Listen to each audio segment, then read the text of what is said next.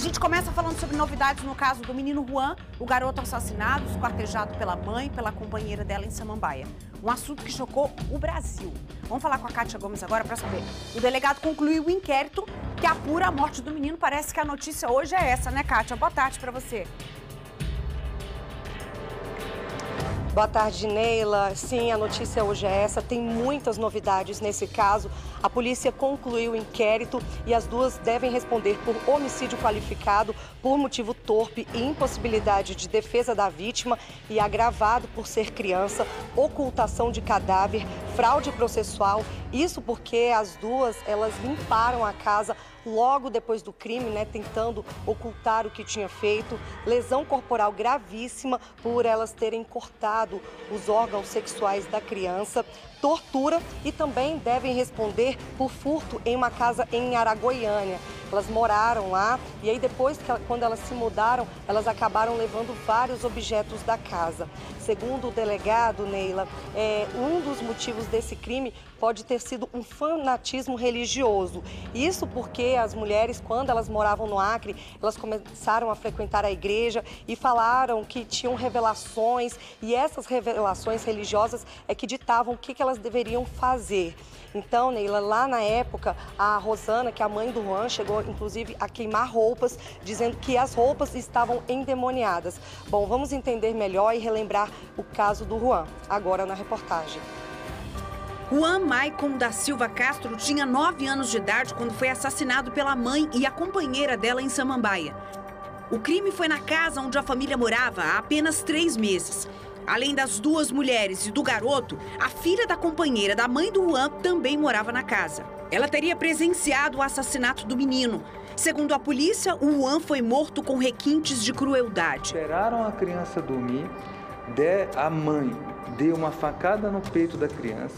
A criança se levantou, caiu no chão, levou mais 3 ou 4 facadas da própria mãe. No momento seguinte, quase que imediatamente, a própria mãe decapitou a criança, desfigurou o rosto dela, foram então descartar os restos mortais da criança em um bueiro. Rosana Auri da Silva Cândido, mãe do Juan, e Cássia Priscila Pessoa confessaram o crime. Rosana ainda culpou o filho pelo homicídio. Disse que o menino era agressivo, como o pai dele. Ele não me obedecia, o Juan, ele me maltratava. O Juan, ele batia, ele sempre foi como o pai, muito violento. Muito violento mesmo. Ele tentou pegar a faca e querer nos matar. Ele tem o mesmo gênio que o pai dele tem. As mulheres são do Acre. Há 5 anos, elas perderam a guarda dos filhos. As duas sequestraram as crianças e fugiram.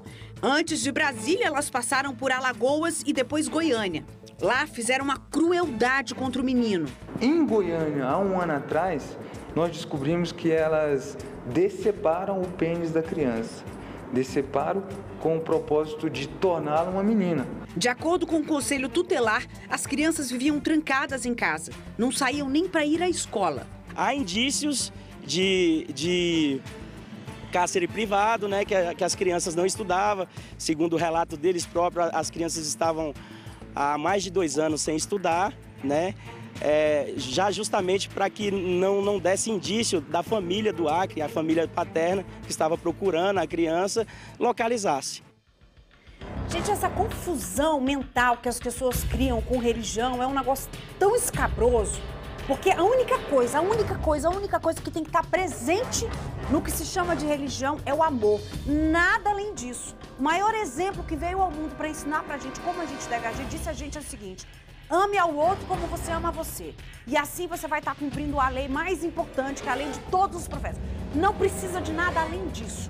O amor pro próximo. Então, todo mundo que vem enfiar a religião no meio de crime, de mando, de desmando, não tem Deus. Porque Deus é amor, ele é incompatível com tudo isso. Eu quero saber o que mais impressionou o delegado, que é uma pessoa experiente, que está acostumada a ver coisa horrorosa e que ficou chocado com essa, né? E o que deixou ele mais surpreso em toda essa história?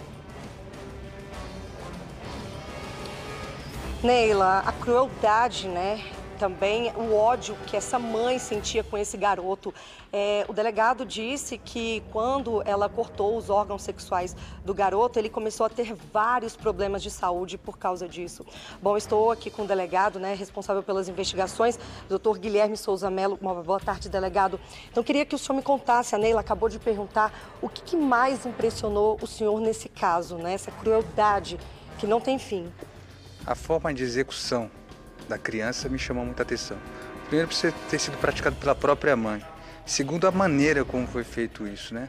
A mãe espera a criança dormir, dá uma facada no peito da criança, enquanto a parceira segura e ela dá 11 facadas no seu próprio filho e depois decapita. É uma coisa impressionante para mim, apesar de eu ter sido bombeiro 12 anos. E ficou confirmado, né? Igual o senhor falou pra gente agora há pouco em coletiva de imprensa, ela deu uma facada no coração, a criança caiu, ela atingiu ela mais 11 vezes pelas costas, cortou completamente a cabeça, desmembrou o corpo e ainda arrancou a pele do rosto.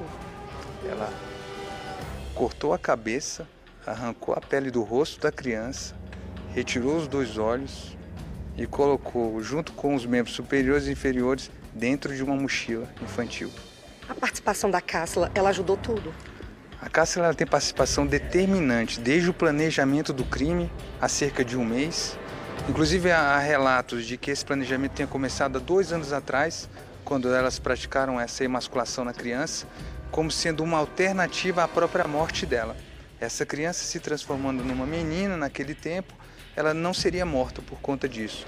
Mas o planejamento em si dessa ação de agora se deu há 1 mês atrás. Ela foi responsável por segurar a criança, tentar dopá-la com acetona, auxiliar na execução para que a mãe desse as facadas, acender a churrasqueira para que partes do corpo fossem queimadas e também acondicionar essas partes do corpo para a posterior ocultação. Delegado, o senhor estava me contando, né, que a motivação teria sido um fanatismo religioso, mas também o pai da Cássila cortou a pensão da menina. Quais foram os motivos? Queria que o senhor explicasse para a gente. Certo. A amplitude da investigação mostrou que os motivos foram diversos, né? Nós tivemos desde esse fanatismo religioso que determinava, orientava as ações dela em relação à criança, esses maus tratos, né, essa tortura, esses procedimentos artesanais de lesão corporal que ela praticou, além do ódio que ela tinha exagerado dos parentes dele. E a morte da criança também seria uma vingança a eles. Então nós temos de vingança, ódio da criança e o fanatismo religioso. Mas não ficou comprovado, né, que ela foi agredida pelos sogros ou pelo ex-marido? Não, essas alegações iniciais que ela fez para poder justificar esse ato bárbaro dela não tem credibilidade nenhuma. Na cena do crime, ela me disse que a criança tentou matá-la, por isso ela o havia matado. Depois ela disse que tinha sido maltratada pelos sogros e por vingança teria matado a criança. Depois ela disse também que essa criança fazia com que ela lembrasse de um passado ruim, por isso ela matou a criança. Depois, por revelação divina, sonhos proféticos, ela matou a criança, elas duas. Depois ela me disse também que a intenção dela era que essa criança não fosse um obstáculo para o relacionamento dela e a companheira. Ou seja, diversos motivos que foram construídos ao longo da investigação e somados dão uma fundamentação para esse ato bárbaro, se é que a gente pode falar que tem uma fundamentação. Delegado, a Neila tem uma pergunta para o senhor. Pode falar, Neila. Eu queria saber qual é a situação dessas duas agora, o que acontece com elas. Ela quer saber o que acontece agora com elas, delegado. As nossas investigações nos permitiram indiciá-las por outros crimes. Nós, com as apurações, apuramos, né, que ela praticou diversos crimes. Um desses foi a tortura da criança ao longo desses 4 anos, essa lesão corporal gravíssima, já que ela inutilizou o aparelho genital dessa criança, e também a fraude processual e ocultação. Então, num primeiro momento em que essas mulheres responderiam por um único crime de 12 a 30 anos, agora somadas, ela vai responder por 4 crimes, que totalizam 57 anos de prisão. Tá certo, delegado. Muito obrigada pelas suas informações. Neila, volto com você. Obrigada a vocês dois pela entrevista. Agora vocês viram o tamanho da mulher, né? Olha o tamanho do menino. Ela falava que esse menino era agressivo que tentou matar ela, pegou a faca. Você me disse uma mulher daquele tamanho que fez o que fez com essa criança, teria medo de um menino franzino desse, doente, porque sabe-se lá o estado de saúde dessa criança que teve uma cirurgia de troca de sexo caseira, feita no quintal de casa, sabe lá com o quê. Pelo amor de Deus, eu acho que a covardia maior de alguém que faz uma atrocidade com uma vítima é culpar a vítima do crime. Mas tá aí, tá presa. Meu anjo, que Deus esteja com você nos braços agora te acariciando.